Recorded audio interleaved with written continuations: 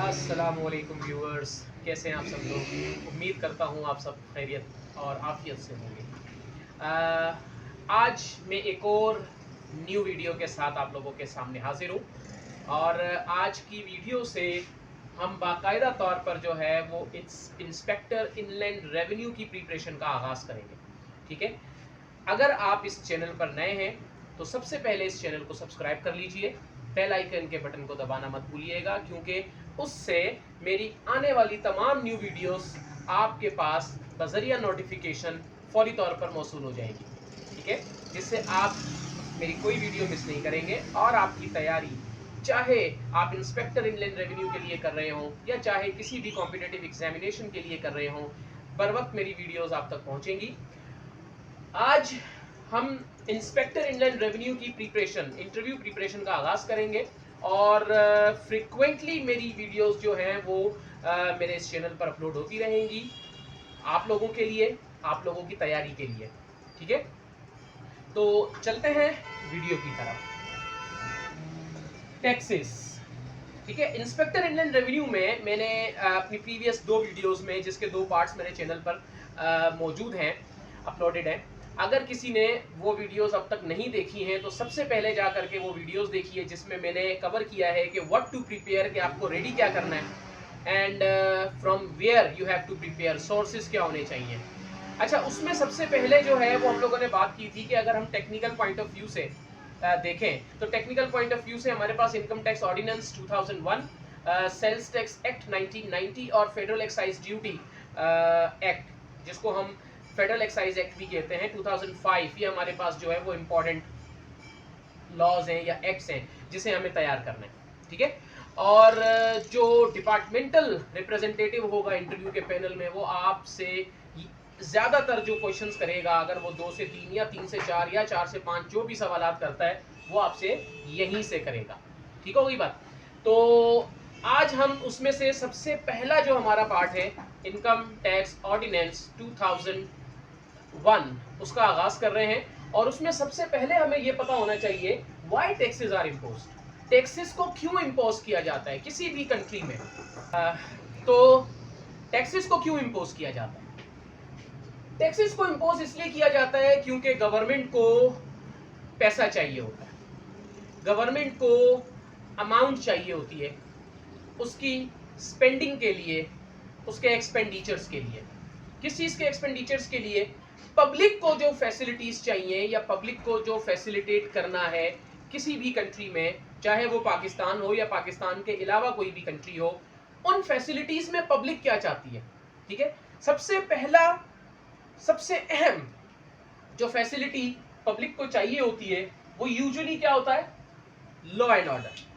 Public एक पुरसुकून environment में रहना चाहती है और एक पीसफुल लाइफ गुजारना चाहती है।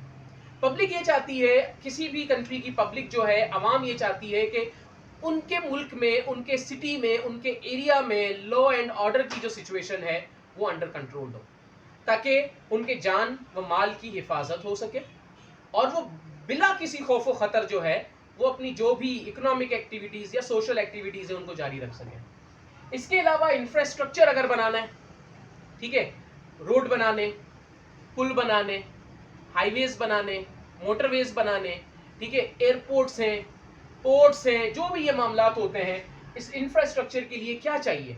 ऐसे तो नहीं बन जाएगा, उसके लिए जो है वो कुछ अमाउंट चाहिए होती है। ठीक है ना। इसके अलावा एजुकेशन पर खर्चा आता है, एक्सपेंसेस जो है वो एक्सपेंसेस आते हैं। स्कूल्स बनाने हैं, कॉलेजेस बनाने हैं पब्लिक के लिए, यूनिवर्सिटीज़ बनानी है, गवर्नमेंट यूनिवर्सिटीज़ हैं, गवर्नमेंट कॉलेजेस हैं, गवर्नमेंट स्कूल्स हैं जो पब्लिक की फैसिलिटीज़ के लिए बनाए जाते हैं।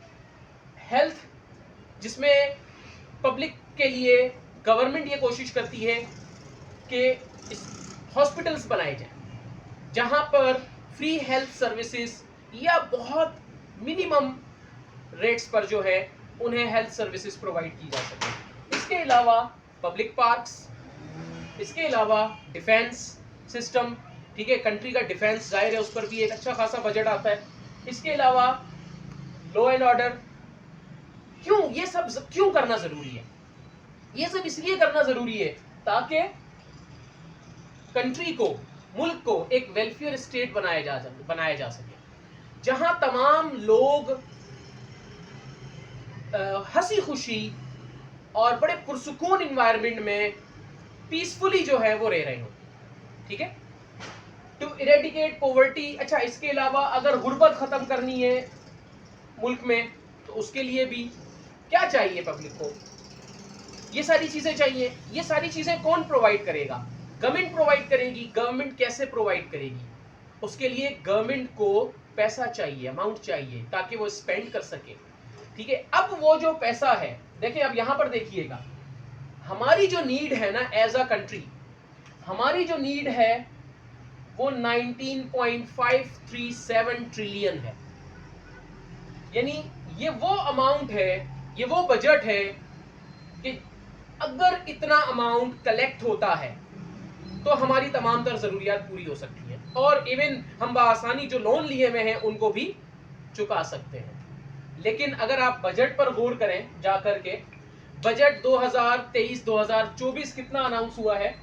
14.46 ट्रिलियन।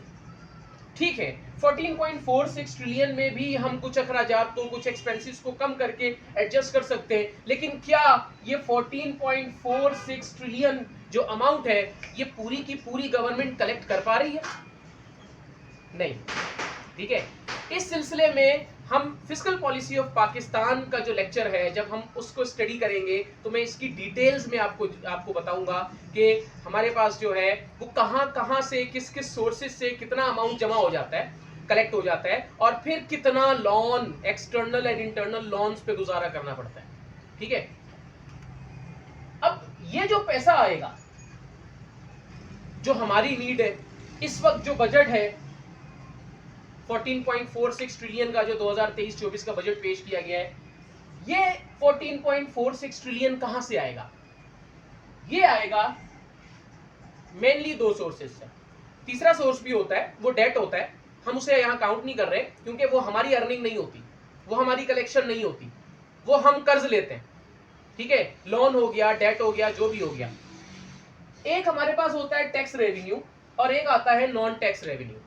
ये दोनों के दोनों वो सोर्सेस हैं जिससे गवर्नमेंट अपने लिए पैसे को कलेक्ट करती है, फिर उसको स्पेंड और एक्सपेंस भी करना है। ठीक है, टैक्स रेवेन्यू कहां से आ रहा है? इनकम टैक्स इंपोज करके, सेल्स टैक्स इंपोज करके, फेडरल एक्साइज ड्यूटी मुख्तलिफ चीजों पर इंपोज करके, कस्टम ड्यूटी इंपोज करके, और इसके अलावा और भी बहुत सारे जो है वो टैक्सेस इंपोज हुए हैं। अच्छा, नॉन टैक्स रेवेन्यू। अब नॉन टैक्स रेवेन्यू कहां से आता है? नॉन टैक्स रेवेन्यू आता है चालान से। कभी चालान हुआ होगा बाइक चलाते हुए, ठीक है, कार चलाते हुए, या कभी आप किसी कमर्शियल व्हीकल में जा रहे हो तो उसे किसी ने रोक लिया होगा, ठीक है ना, तो आप देखा करें कि वहां पर ये जो चालान है ये गवर्नमेंट जो है वो एक्सचेकर में जाता है। इसके अलावा डिफरेंट फीसेस होती हैं, स्कूल्स में, कॉलेजेस में, यूनिवर्सिटीज़ में फीसेस होती हैं, हॉस्पिटल्स में कुछ फीसेस रखी जाती हैं, और इसके अलावा पेनल्टी वगैरह, और इसके बहुत सारे और भी नॉन टैक्स रेवेन्यूज़ हैं। ठीक है, इसकी डिटेल जो है वो आगे चल के हम लोग वीडियोज़ में डिस्कस करेंगे, क्योंकि आज फर्स्ट लेक्चर है प्रॉपर एक जो है वो IIR के इंटरव्यू की प्रिपरेशन का, तो इसको आप इंट्रोडक्टरी जो है वो सेशन या इंट्रोडक्टरी लेक्चर के तौर पर भी ले सकते हैं। अब सवाल ये पैदा होता है कि जब हमारे पास जो है वो ये एक मोस्ट इंपॉर्टेंट सोर्स ये है जो हमें स्टडी करना है, क्योंकि नॉन टैक्स रेवेन्यू जो है वो हमारे इस वक्त कोर्स का हिस्सा तो है नहीं, ना स्क्रीनिंग में था, ना डिस्क्रिप्टिव में था, इंटरव्यू में भी आपको थोड़ी बहुत बेसिक इसकी पता होनी चाहिए, ये होते क्या हैं वो हम डिस्कस करेंगे। What is tax? टैक्स क्या होता है? अगर हम टैक्स की डेफिनेशन को देखें तो टैक्स की डेफिनेशन कहती है अ कंपल्सरी फाइनेंशियल चार्ज और लेवी, ठीक है, imposed on a certain person by the government under a law to fund government's spending and public expenditure। ठीक है, इसके अगर हम कंपोनेंट्स देखें डेफिनेशन के तो हमें यहां पर 4 मेन कंपोनेंट्स दिखेंगे, 5 भी कर सकते हैं आप। सबसे पहले कंपल्सरी फाइनेंशियल चार्ज। टैक्स क्या होता है? टैक्स एक कंपल्सरी फाइनेंशियल चार्ज है। चार्ज के लिए समटाइम्स ये लेवी का वर्ड भी यूज होता है। कंपल्सरी फाइनेंशियल चार्ज से मुराद कि ये आपको पे करना है, एट एनी कॉस्ट आपको पे करना है, नहीं करेंगे तो गवर्नमेंट जबरदस्ती वसूल कर लेगी। ठीक है, that is the mean of compulsory. Imposed on a certain person, अब क्या ये कंपल्सरी जो चार्ज है ये क्या सबके ऊपर एप्लीकेबल है, ये क्या सबके ऊपर इम्पोज होता है? तो डेफिनेशन कहती है नहीं, ये इम्पोज होता है कुछ सर्टेन पर्सन्स को, सर्टेन पर्सन्स पर। और ये पर्सन्स क्या है, इसको लॉ कहता है मैंने डिफाइन कर दिया है। ठीक है, जब हम पर्सन्स को स्टडी करेंगे, 7 किस्म के पर्सन्स इनकम टैक्स लॉ में जो है वो डिफाइन किए हुए हैं। ठीक है, जब हम उसको स्टडी करेंगे तो आपको पता चलेगा कि अच्छा ये इन पर्सन्स पर इंपोज हो रहा है। ठीक है, सब पर इंपोज नहीं होता, certain persons by the government. ठीक है, बाय द गवर्नमेंट, गवर्नमेंट इसको इंपोज करेगी। अगर मैं चाहूं कि मैं टैक्स इंपोज कर दूं तो मैं नहीं कर सकता, because I am not government, government इसको इंपोज करेगी। ठीक है, अंडर अ लॉ, एक लॉ के तहत, एक लॉ के तहत बाकायदा पहले उससे रिलेटेड जो भी टैक्स, नया टैक्स अगर कोई इंपोज करना है तो पहले उसको लॉ का हिस्सा बनाना है। अगर वो लॉ का हिस्सा बन गया तो फिर वो टैक्स इंपोज होगा, अदरवाइज वो टैक्स इंपोज नहीं होगा। आगे जो है वो डिटेल आएगी कि हमारा कॉन्स्टिट्यूशन इसके हवाले से क्या कहता है। फिर आपके पास क्या आ जाता है, इसका fourth component, to fund governments spending and public expenditure, ताकि वो जो अमाउंट इकट्ठी हो रही है, वो जो पैसा इकट्ठा हो रहा है, उसको गवर्नमेंट स्पेंड कर सके अपने हिसाब से, जहां उसको स्पेंडिंग करनी है। पब्लिक एक्सपेंडिचर्स यानी पब्लिक एक्सपेंसेस जो हैं गवर्नमेंट के ऊपर, जो एक लायबिलिटी है, उसमें उसको जो है ना उस एक्सपेंसेस को फुलफिल करे। ठीक है, अगर कोई लोन या दूसरे मामला में जो है अगर कोई इंस्टॉलमेंट्स देनी है तो वो दे सके। तो ये तमाम चीजें जो हैं, जो भी स्पेंडिंग और जो भी एक्सपेंसेस होते हैं गवर्नमेंट के, वो गवर्नमेंट टैक्स कलेक्शन के बाद जो आता है उस गवर्नमेंट के पास जो पैसा आता है उसी से वो ये चीजें कवर करेगी। ठीक है, अब देखें article 77 of the constitution of Pakistan 1973। Article 77 important article है, याद कर लीजिएगा, क्योंकि जितनी आप रेफरेंसिंग अच्छी देंगे उतना आपका जो है वो अच्छा इंप्रेशन आएगा। Article 77 of the constitution of Pakistan 1973 क्या कहता है, देखें, no tax shall be levied for the purposes of the federation. ठीक है, no tax shall be levied for the purposes of the federation except by or under the act of Majlis Shura या parliament. ठीक है, कोई भी टैक्स किसी भी federation के पर्पस के लिए उस वक्त तक इंपोज नहीं हो सकता जब तक के वो टैक्स एक लॉ की सूरत में पार्लियामेंट यानी मजलिस शोरा से एक्सेप्ट या पास ना करवा लिया जाए।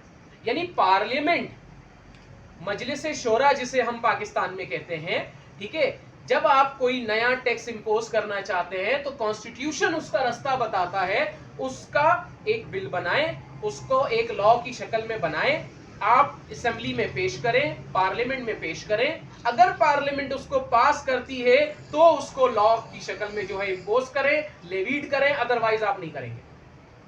क्लियर हो गया? अच्छा, यहां तक तो बात हो गई, हमने यहां पर हवाला भी दे दिया आर्टिकल 77 का। पिलर्स ऑफ स्टेट, अब स्टेट के जब हम पिलर्स की बात करते हैं ना, तो हमारे पास स्टेट के 3 मेन पिलर्स हैं। एक क्या कहलाता है, पार्लियामेंट। क्या काम है पार्लियामेंट का? पार्लियामेंट का काम है लॉ मेकिंग, लॉ को बनाना, they are the law makers.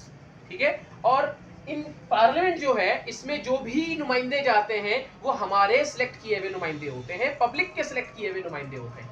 They are the law makers, वो लॉ मेकिंग करेंगे, असेंबली में पार्लियामेंट में पेश करेंगे, पार्लियामेंट से अप्रूवल लेंगे, देन वो लॉ बनेगा, अदरवाइज नहीं बनेगा। Then executives of government, executive of governments क्या होते हैं? एग्जीक्यूटिव ऑफ गवर्नमेंट्स में हमारे पास जो है, इनका पहले तो देख लें इनका काम क्या होता है, इन्फोर्समेंट ऑफ लॉ। ये जो लॉ बना इसकी इन्फोर्समेंट अब कौन करवाएंगे? एग्जीक्यूटिव्स ऑफ गवर्नमेंट करवाएंगे। वो एग्जेक्टिव्स ऑफ गवर्नमेंट क्या होते हैं? प्राइम मिनिस्टर होता है, इसके अलावा मिनिस्टर्स होते हैं, इसके अलावा ऑफिसर्स होते हैं जो मुख्तलिफ मिनिस्ट्रीज को, मुख्तलिफ डिपार्टमेंट्स को जो है वो देख रहे होते हैं, रन कर रहे होते हैं। ठीक है, इसके हवाले से पूरी एक डिटेल आएगी जब हम लोग स्ट्रक्चर ऑफ एफबीआर के हवाले से बात करेंगे, तो उस वीडियो में मैं इसको डिटेल में डिस्कस करूंगा। ठीक है, फिर हमारे पास जो तीसरा पिलर आता है दैट इज जुडिशरी। जुडिशरी का काम क्या होता है? Interpretation of law. जुडिशरी का काम, अदलिया का काम लॉ की इंटरप्रिटेशन करना है कि आया ये लॉ है, इस लॉ की असल रूह क्या है, ये लॉ कहता क्या है। ये कब होता है? ये तब होता है जब किसी दो पार्टीज के दरमियान किसी डिसीजन पर, किसी फैसले पर, किसी भी लॉ के एक एक्ट या सेक्शन या सबसेक्शन या क्लॉज पर कॉन्फ्लिक्ट हो जाए। एक पार्टी कहती है नहीं, इसकी असल रूह जो है वो तो ये है, वो तो ये कहना चाह रहा है, दूसरी कहती है नहीं, वो तो ये कहना चाह रहा है। तो फिर ये मामला कहां चला जाता है? जुडिशरी चला जाता है, और फिर जुडिशरी इस पर अपना डिसीजन देती है कि नहीं, ये लॉ एक्चुअली ये कहना चाहता है। ठीक है, स्टेट ऑफ पिलर्स, ये स्टेट ऑफ पिलर्स तीनों मिलकर काम करते हैं, और जब ये तीनों मिलकर काम करते हैं तो कोई भी कंट्री जो है वो स्मूथली रन करता है और एक प्रोग्रेसिव वे में आगे बढ़ता है।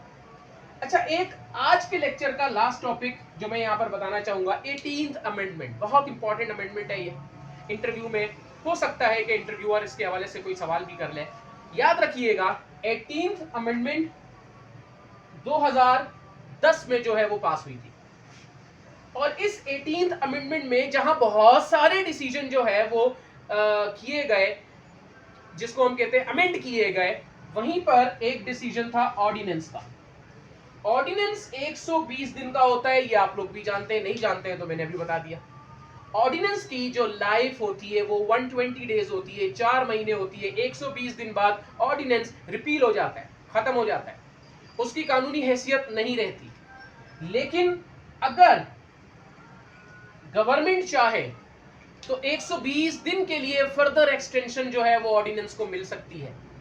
120 दिन के लिए फर्दर एक्सटेंशन ऑर्डिनेंस को मिल सकती है। 18th अमेंडमेंट से पहले, 18th अमेंडमेंट से पहले ये एक्सटेंशन 2 से ज्यादा मर्तबा भी दी जा सकती थी। यानी एक तो ओरिजिनली पास हुआ, उसके बाद एक एक्सटेंशन मिली, फिर एक और मिली, फिर एक और मिली, यानी जब तक गवर्नमेंट चाहे एक्सटेंड करती रहे। ये 18th अमेंडमेंट से पहले था। 18th अमेंडमेंट ने क्या किया? इसको रिस्ट्रिक्ट कर दिया ट्वाइस पे। ठीक है, 18th अमेंडमेंट ने इसको रिस्ट्रिक्ट कर दिया ट्वाइस पे कि 120 दिन जब ऑर्डिनेंस पास हुआ, फिर 120 दिन मजीद जब उसको एक्सटेंशन मिली। एक्सटेंशन कब मिलेगी? एक्सटेंशन मिलेगी नेशनल असेंबली की अप्रूवल से। नेशनल असेंबली में वो जो भी केस है वो रखा जाएगा, भाई इसकी अप्रूवल चाहिए। नेशनल असेंबली अगर अप्रूवल देती है तो अप्रूवल मजीद 120 दिन की एक्सटेंशन मिल जाएगी। लेकिन टोटल 240 डेज के बाद ऑर्डिनेंस ऑटोमेटिकली रिपील हो जाएगा, खत्म हो जाएगा, अगर उसको प्रॉपर लॉ या प्रॉपर एक्ट की शक्ल ना दी गई इस दौरान तो। ठीक है, ये बात हो गई हमारे पास किसकी? 18th अमेंडमेंट की, कि 18th अमेंडमेंट के बाद किसी भी ऑर्डिनेंस की लाइफ को सिर्फ ट्वाइस, एक मर्तबा जब वो पास हुआ और एक मर्तबा की एक्सटेंशन, इस पर महदूद कर दिया गया। 18th अमेंडमेंट से पहले जितनी मर्जी बार जो है वो गवर्नमेंट क्या करती थी, वो इसको एक्सटेंशन दे सकती थी। क्लियर हो गया? लेकिन अब सवाल यहां पर एक उठता है, वो सवाल क्या है कि हमारे पास जो इनकम टैक्स ऑर्डिनेंस 2001 है, इसको अभी तक ऑर्डिनेंस क्यों कहा जा रहा है? फिर जब ऑर्डिनेंस 240 दिनों के बाद अगर अप्रूवल एक्सटेंशन मिली है तो 240 दिनों के बाद वो रिपील हो जाएगा, मजीद अप्रूवल की गुंजाइश नहीं है। तो 2001 से लेकर के 2023 तक 22 साल हो गए, ये ऑर्डिनेंस कैसे चल रहा है? तो इस तरह की मजीद एक्साइटिंग वीडियोस के साथ और आईटीओ 2001 के ऑर्डिनेंस होने या ना होने पर जो डिस्कशन करेंगे वो हम अगली वीडियो में करेंगे। तब तक के लिए इजाजत दीजिए। अल्लाह हाफिज।